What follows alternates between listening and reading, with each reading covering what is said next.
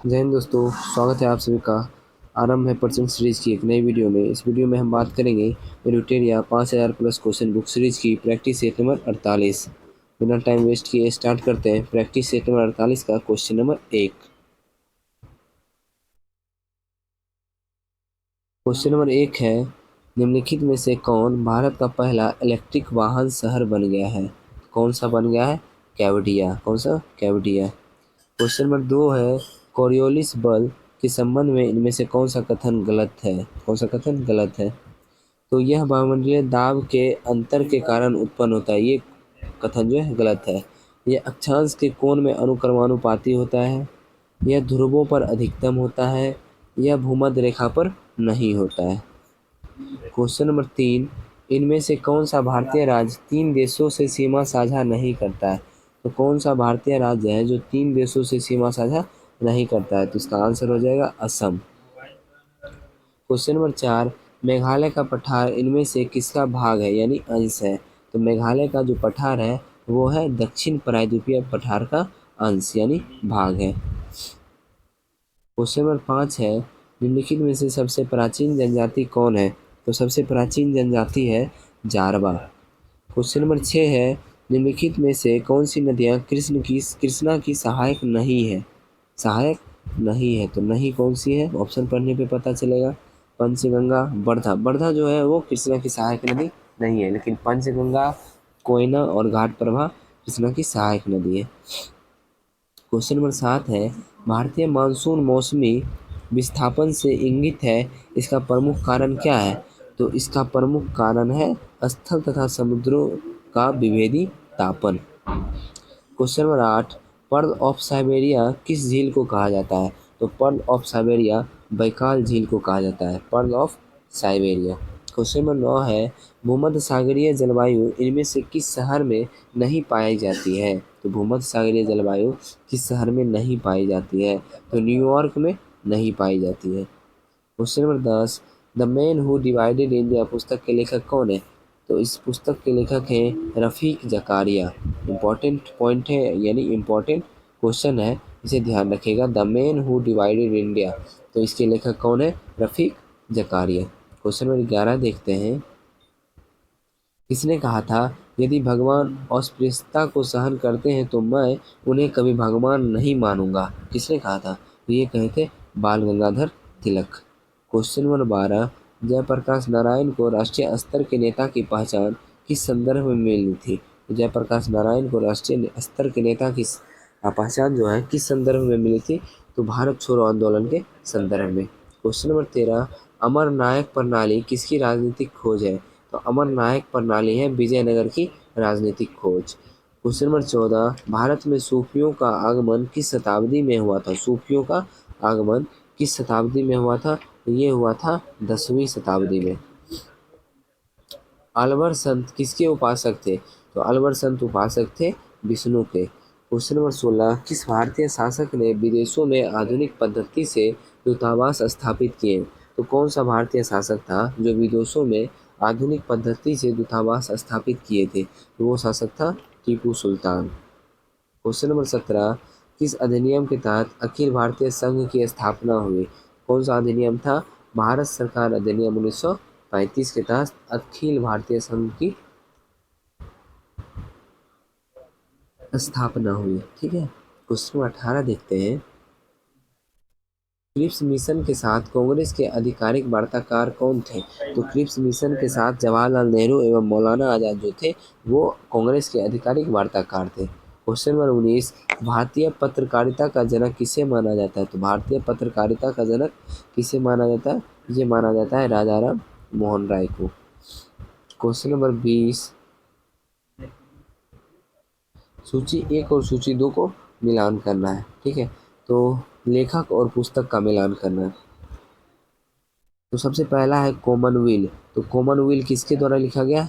Annie Besant के द्वारा। Free Hindustan, free Hindustan Taraknath दास के द्वारा। डिवाइडेड इंडिया, डिवाइडेड इंडिया किनके द्वारा लिखा गया? तो ये लिखा गया डॉक्टर राजेंद्र प्रसाद। और लास्ट है unhappy India, unhappy India Lala Lajpat Rai. तो इसका आंसर हो जाएगा ऑप्शन नंबर डी। ठीक है। क्वेश्चन नंबर 21 है, बेलेजली द्वारा शुरू किए गए सहायक संधि पर हस्ताक्षर करने वाले राज्यों का सही क्रम क्या है? तो इसका सही क्रम है, सबसे पहले हैदराबाद हस्ताक्षर किया था, फिर मैसूर, फिर तंजौर, फिर अवध, यानी 1 2 3 4। क्वेश्चन नंबर 22 है, आंगल नेपाल युद्ध 1814 से 1816 किस संधि के तहत समाप्त हुआ?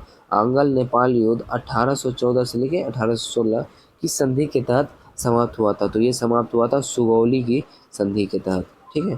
क्वेश्चन नंबर 23 देखते हैं, सार्वजनिक निर्माण विभाग और लोक शिक्षा विभाग स्थापित करने का श्रेय किस गवर्नर जनरल को दिया जाता है? तो सार्वजनिक निर्माण विभाग और लोक शिक्षा विभाग, ये लॉर्ड डलहौजी को इसका श्रेय दिया जाता है। क्वेश्चन नंबर 24 है, अफगानिस्तान का हेलमंद प्रांत किसकी खेती के लिए प्रसिद्ध है? कौन सा प्रांत? हेलमंद प्रांत। तो ये प्रसिद्ध है अफीम की खेती के लिए। क्वेश्चन नंबर 25 है, ये हिंदू धर्म और इस्लामिक शाब्दिक अर्थ में धर्म नहीं है, बल्कि यह दो पृथक और स्पष्ट सामाजिक अवस्थाएं हैं। हिंदू और मुसलमान कभी एक राष्ट्र के रूप में रह सकते हैं, यह कोरा स्वप्न है। यह कथन किसका है? तो यह कथन है मोहम्मद अली जिन्ना का। क्वेश्चन नंबर 26 है, समुद्रगुप्त के प्रयाग प्रशस्ति वाले स्तंभ पर निम्नलिखित में से किसका लेख मिलता है? तो इसमें लेख किसका मिलता है? प्रयाग प्रशस्ति वाले स्तंभ पर किसका लेख मिलता है बताइए? इसमें लेख मिलता है जहांगीर का। क्वेश्चन नंबर 27 है, निम्नलिखित घटनाक्रम को सबसे पहले शुरू कर काला क्रमानुसार सजाए। ठीक है, तो सजा देते हैं इसे। गुरु गोविंद सिंह की मृत्यु, अहमद शाह अब्दाली का आक्रमण, और उसके बाद हो जाएगा मीर कासिम का बंगाल बिहार से पलाए कंपनी का। इसका ऑप्शन नंबर डी आंसर हो जाएगा। ठीक है, आप उसे इसे अच्छे से पढ़ सकते हैं, फिर आपके समझ में आएगा। क्वेश्चन नंबर 28 है, निम्न में से सेबी से संबंधित कौन से कथन सत्य हैं? तो सेबी से संबंधित कौन से कथन सत्य हैं, ये बताइए। तो पहला, इसकी स्थापना 12 अप्रैल 1988 में हुई थी। बिल्कुल सत्य। कब हुई थी? सॉरी, इसकी स्थापना 12 अप्रैल 1988 में हुई थी। ठीक है, और 30 जनवरी 1922 को इसे वैधानिक दर्जा दिया गया। कब? ये भी सही है। इसका मुख्यालय कहाँ है? सेबी का मुख्यालय, तो इसका मुख्यालय है मुंबई। ये भी सही है। यह शेयर बाजार को नियंत्रित एवं विनियमित करने वाली संस्था है। ये भी सही है, यानी 1 2 3 4 सही है। ठीक है। नेक्स्ट है क्वेश्चन नंबर 29, भारत में राजकोषीय नीति का आरंभ कब से माना जाता है? तो भारत में राजकोषीय नीति का आरंभ 1936 ईस्वी से माना जाता है। क्वेश्चन नंबर 30 है, निम्नलिखित में से कौन सा मद राजस्व प्राप्ति में शामिल नहीं होता है? सरकार द्वारा लिया गया ऋण जो है वो राजस्व प्राप्ति में शामिल नहीं होता है। क्वेश्चन नंबर 31 है, Akhil Bharatiya trading portal e name का टैग लाइन क्या है? तो ई नेम का टैग लाइन है उत्तम फसल और उत्तम इनाम। क्वेश्चन नंबर 32, भारत के संविधान का प्रारूप तैयार करने वाली संविधान सभा के सदस्यों को क्या? तो ऑप्शन पढ़ देते हैं इसका। ब्रिटिश संसद द्वारा नामित किया जाता है। गलत। गवर्नर जनरल द्वारा नामित किया जाता है। गलत। विभिन्न प्रांतों की विधानसभाओं द्वारा चुना जाता है। बिल्कुल सही है। ठीक है। क्वेश्चन नंबर 33 है, भारतीय संविधान में संविधान संशोधन की प्रक्रिया का विचार कहाँ से लिया गया है? तो संविधान संशोधन की प्रक्रिया का विचार दक्षिण अफ्रीका से लिया गया। क्वेश्चन नंबर 34, मौलिक अधिकार का हनन होने पर अनुच्छेद 32 एवं अनुच्छेद 226 के तहत जारी होने वाले रीट निम्नलिखित में से कौन है? तो कौन से रीट है बताइए? अनुच्छेद 32 और अनुच्छेद 226 के तहत जो जारी होती है रीट, वो रीट है बंदी, प्रत्यक्षीकरण, परमादेश, प्रतिषेध, उत्प्रेषण, अधिकार परीक्षा। देखिए, मैं डिटेल में इसलिए नहीं बता रहा हूँ क्योंकि मैंने बहुत मेहनत करके इस बुक में कोई भी डिटेल पहले से नहीं दिया हुआ। मैंने बहुत मेहनत करके एक डिटेल वाली वीडियो बनाई थी, लेकिन उसका कोई अच्छा रिस्पॉन्स नहीं रहा, इसलिए मैं डिटेल में नहीं बताता कुछ भी। और उसमें मेहनत लगती है, जब बुक में नहीं दिया रहता है तो खुद से डिटेल बनाने में मेहनत लगती है। ठीक है, लेकिन आप लोग का कोई अच्छा रिस्पॉन्स नहीं रहा उस पर, ना ही लाइक ना ही कमेंट।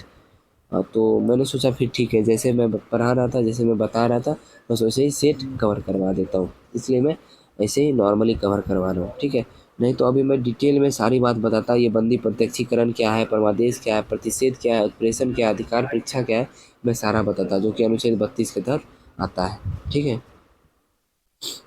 क्वेश्चन नंबर 35, कौन सा परमाणु ऊर्जा संयंत्र एवं उनकी अवस्थिति का विकल्प सही नहीं है?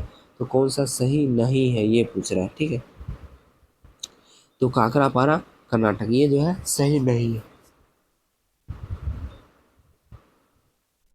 इनमें कौन सा बंदरगाह प्राकृतिक नहीं है? प्राकृतिक बंदरगाह नहीं है, तो चेन्नई जो है वो प्राकृतिक बंदरगाह नहीं है। क्वेश्चन नंबर 37, कोलाइडी विलयनों का शुद्धिकरण निम्नलिखित में से किस विधि के द्वारा नहीं किया जाता है? तो किस विधि द्वारा नहीं किया जाता है?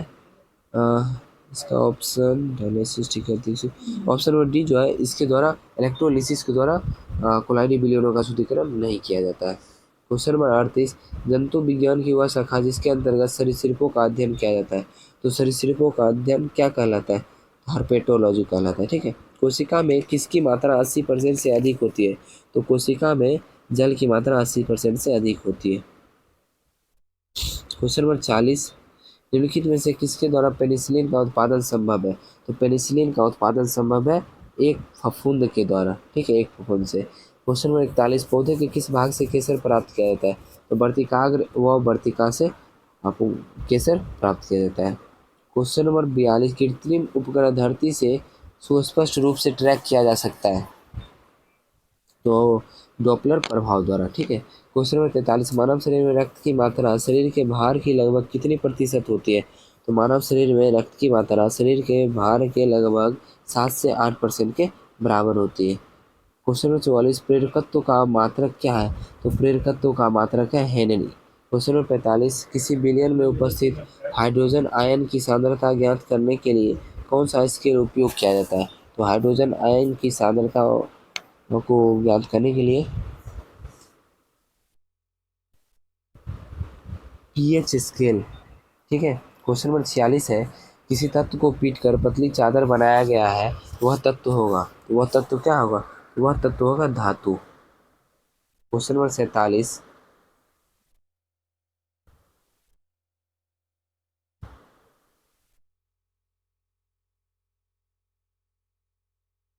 देखिए यहाँ तक तो मैंने देख लिया था। ठीक है। क्वेश्चन नंबर 47 देखते हैं, ध्वनि तरंगे गति करती है। तो ध्वनि तरंगे कैसे गति करती है? तरंग की दिशा के अनुदिश। क्वेश्चन नंबर 48, किसी भी स्थिर या गतिशील वस्तु की स्थिति एवं दिशा में तब तक कोई परिवर्तन नहीं होता जब तक उस पर कोई बल सक्रिय ना हो। यह नियम किसका है? तो यह नियम है न्यूटन की गति का प्रथम नियम। क्वेश्चन 49 है, डायोड एवं ट्रांजिस्टर में टर्मिनल होते हैं क्रमशः कितने? तो डायोड एवं ट्रांजिस्टर में टर्मिनल होते हैं 2 एवं 3। क्वेश्चन 50 जो कि इस सेट का लास्ट क्वेश्चन है, उत्प्लावनता किस पर निर्भर करती है? उत्प्लावनता विस्थापित द्रव के द्रव्यमान पर निर्भर करती है। अब कुछ इंपॉर्टेंट पॉइंट है उसे भी हम देख लेते हैं। एशिया के प्रमुख स्थल रुद्ध देश, स्थल रुद्ध देश जो है उसके बारे में बता रहा है। ठीक है। तो सबसे पहला आर्मेनिया, ठीक है, दूसरा Azerbaijan, Kazakhstan, Turkmenistan, Uzbekistan, Afghanistan, Tajikistan, Kyrgyzstan, Nepal, Bhutan, Mongolia, Laos. ठीक है। तो देखिए एशिया में प्रमुख स्थल रुद्ध देश है, तो आर्मेनिया, अजरबैजान, ठीक है, Kazakhstan, Turkmenistan, Uzbekistan, Afghanistan, Tajikistan, Kyrgyzstan, Nepal, Bhutan, Mongolia, Laos. अब है यूरोप के प्रमुख स्थल रुद्ध देश, तो इसका हो जाएगा Andorra, Liechtenstein, Switzerland, Luxembourg, Austria, चेक Republic, Belarus, Slovakia, Moldova, Hungary, Serbia, Kosovo, Macedonia, San Marino, Vatican City. ठीक है। अब आगे अफ्रीका के प्रमुख स्थलरुद्ध देश, Mali, Burkina Faso, Niger, Chad, Central Republic, South Sudan, Ethiopia, Rwanda, Burundi, Uganda, Zambia, Zimbabwe, Botswana, Lesotho, Malawi. अब है दक्षिण अमेरिका का, तो बोलिविया एवं पराग्वे। देखिए मुझे भी एक भी नहीं याद है। ठीक है, मैं सही सही जो भी बोलता हूँ सही बोलता हूँ, मुझे भी इसमें से एक भी याद नहीं है, लेकिन ऐसे याद होगा भी नहीं। अगर आपको याद करना है तो वीडियो को थोड़ा पीछे करके 2-3 बार 4 बार देख लीजिए। ठीक है, और इसे कॉपी में ज़रूर लिखिएगा, ये बहुत इंपॉर्टेंट पॉइंट लास्ट में दिए हुए हैं, तो इसे कॉपी में आप ज़रूर लिखिएगा, और जितनी बार रिवीजन कीजिएगा उतना अच्छे से याद हो जाएगा। ठीक है। तो आज का सेट यहीं समाप्त हो गया। आशा करता हूँ कि सेट अच्छा लगा होगा। अगर सेट अच्छा लगा है तो वीडियो को लाइक कर दीजिए, और चैनल पे नए हैं तो चैनल को सब्सक्राइब कर लीजिए, और आप लोग को ऐसा पता चल ही गया होगा कि हम अब लाइव आके टेस्ट करने वाले हैं, जिसमें प्राइज़ भी दिया जाएगा। तो उसके नियम अगर आपको जानने हैं तो आपको एक मेरा सरप्राइज़ वाला वीडियो होगा, जो 1 के सब्सक्राइबर पूरा हुआ था उसके सरप्राइज़ में दिया हूँ वो वीडियो, तो उसे आप लोग देख लीजिए, तो आपको पूरा डिटेल में पता चल जाएगा कि उसका क्या नियम है, किस तरह से प्राइज़ मिलेगा, तो सारा डिटेल उसमें दिया हुआ है। और मैं शॉर्टकट में बता देता हूँ, अगर आप 1000 बच्चे लाइव आते हैं उसमें, तो 1000 का प्राइज़ रहेगा, ठीक है, 1000 आरएस का। अगर 500 लाते हैं तो 500 आरएस का प्राइज़ रहेगा बस। अगर 2000 लाते हैं तो 2000 का रहेगा प्राइज़। और अगर आप 200 से कम बच्चे लाइव आते हैं तो कोई प्राइज़ नहीं रहेगा, ठीक है। 200 से प्लस बच्चे आपके लाइव होने चाहिए, तभी उसमें प्राइज़ दिया जाएगा, ठीक है। तो चलिए मिलते हैं अगली वीडियो में। जय हिंद।